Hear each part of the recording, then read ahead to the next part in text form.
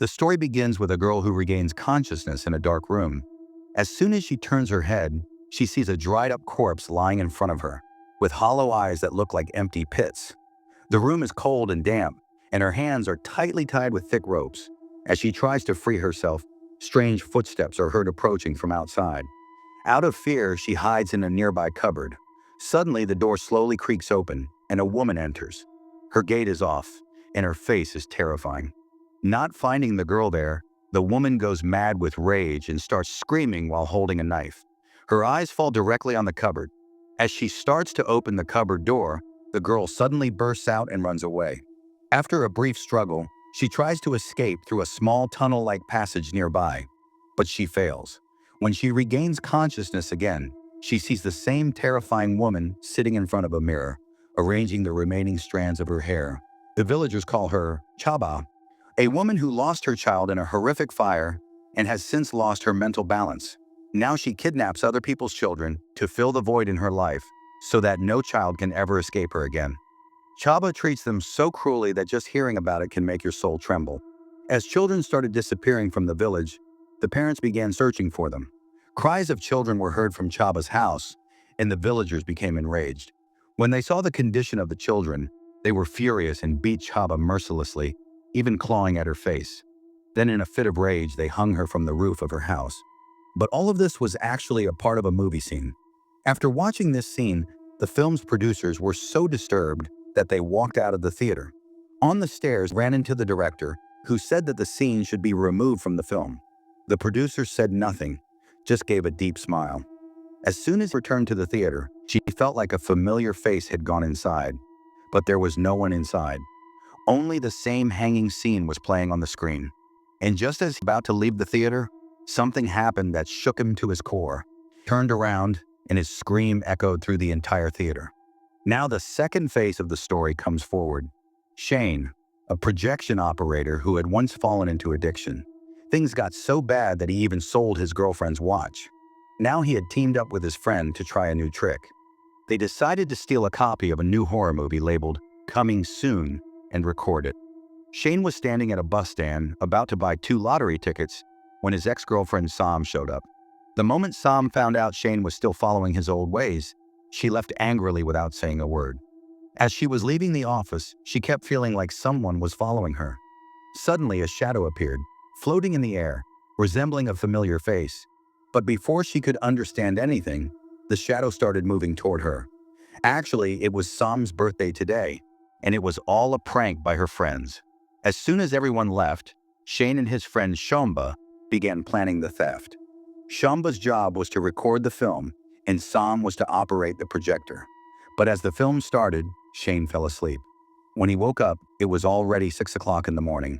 Panicked, he rushed to the theater, but all he found there was the recording camera. Shomba was missing. Shane quietly went to a corner and checked the recording file. On the screen, he saw himself recoiling in fear from something. Shane got scared and rushed to Shomba's house. The house was empty, but there were strange footprints on the floor leading to a wardrobe. Shane slowly moved toward the wardrobe but found nothing there. Just as he was about to leave, 2 thugs posing as fake ladder salesmen blocked his way. They threatened Shane, saying they wanted the film copy, or else he'd face dire consequences.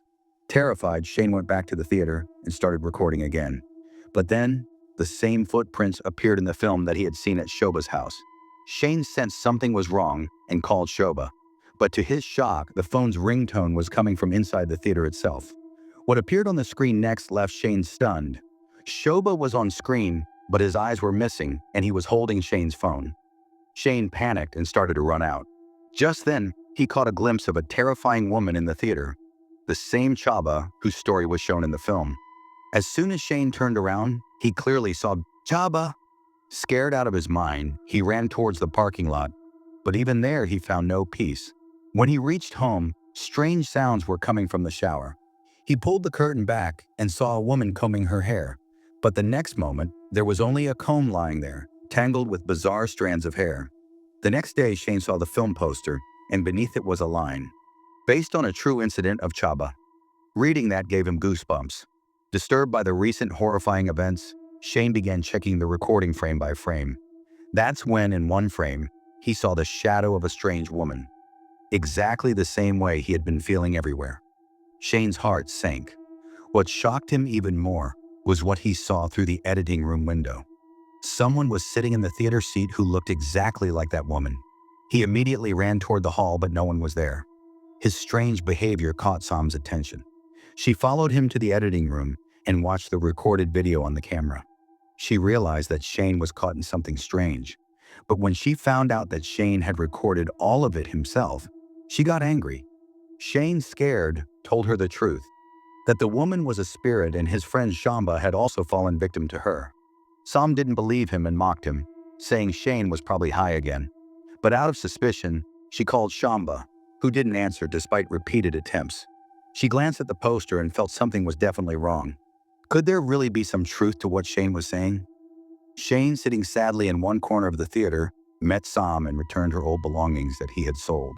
But at that very moment, a glimpse of the woman appeared again, and Shane began trembling in fear.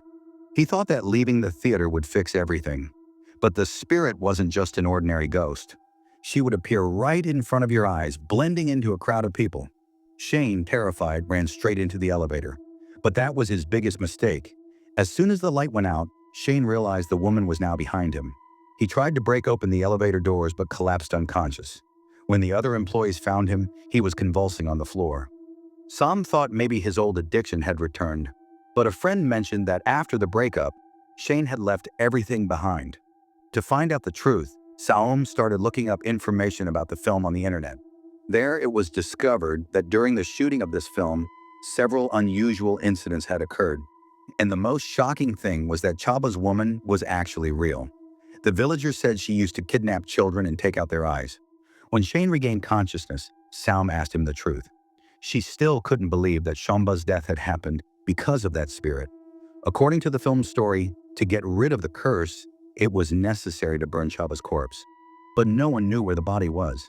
The next day, based on the information from the internet, they headed to the village where Chaba once lived. On the way, they encountered many blind people who were probably victims of the same spirit. Upon reaching the village, they found a broken-down house. They searched every corner, but found nothing. According to the movie's story, there should have been a hidden door there. During the search, a fan suddenly fell from the ceiling, and Shane fell straight into the basement below. After quite some time, he regained a bit of consciousness. Sam went to get help, and Shane, lying down, began to look around. The ropes and marks on the walls proved that this place had indeed been used to punish someone. When Shane entered that mysterious old room, he found a faded photograph on the floor. But before he could see it properly, Sam came running into the room. She was terrified and, without saying anything, began to drag Shane out. Just then, another voice came from above that startled Shane again. This voice also sounded like Sam's. And within moments, the real Sam arrived there. Actually, everything Shane remembered after falling down was just a bad dream. Both of them went back to the hospital where the doctor revealed that Chaba was still alive. Hearing this, they were both shocked. Then they went to a mental hospital where they met an elderly woman whom the staff referred to as Chaba. But when Shane saw the woman standing in front of him, he couldn't believe that this was the real face of the spirit. If Chaba was still alive, then who was the spirit that had been haunting Shane? In the middle of this confusion, Shane noticed the poster of that horror movie. The same face he had seen appeared on it.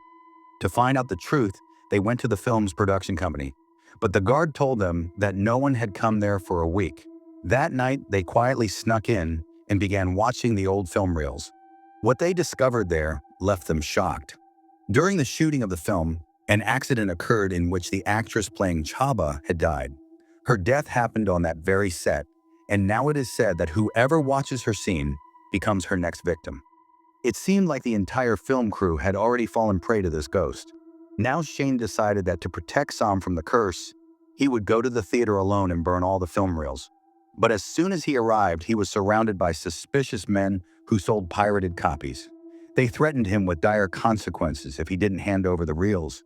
Just then, the movie screening ended, and Shane sneaked into the projection room amidst the crowd and burned all the reels. He thought it was all over, but the same pirated gang returned. Every time it was the same situation. Every time he burned the reels, everything would repeat exactly the same way. Shane realized that he was trapped in a time loop. He lit the reel again and again. He peeked through the door again and again. But each time the same two people appeared in front of him. This time, in anger, Shane attacked them. But as soon as he blinked, he saw Chaba's poster in front of him. Shane was terrified and ran away from there. But now wherever he went, he kept seeing death scenes. Chaba's hanging corpse. When he reached the main hall of the theater, he saw that Sum had also arrived. She went searching for him into a screening room, where the same horrifying scene was playing on the screen, the one showing Chaba's death. But when Shane entered, Chaba disappeared from the screen. Terrified, Shane tried to escape through the emergency door. But in the very next moment, he found himself back in that old ruined house where it all had started. All the film crew members' eyes had been brutally gouged out. At that moment, the real Asim arrived at the theater and saw on the big screen that Jay was present there, and the same spirit had gouged out his eyes. Luckily, Sum did not see the scene where the spirit was hanging, so she wasn't affected by the ghost. A few days later, the film was released on its scheduled date. Crowds thronged the theater, but no one had any idea that a terrifying disaster was slowly creeping toward them.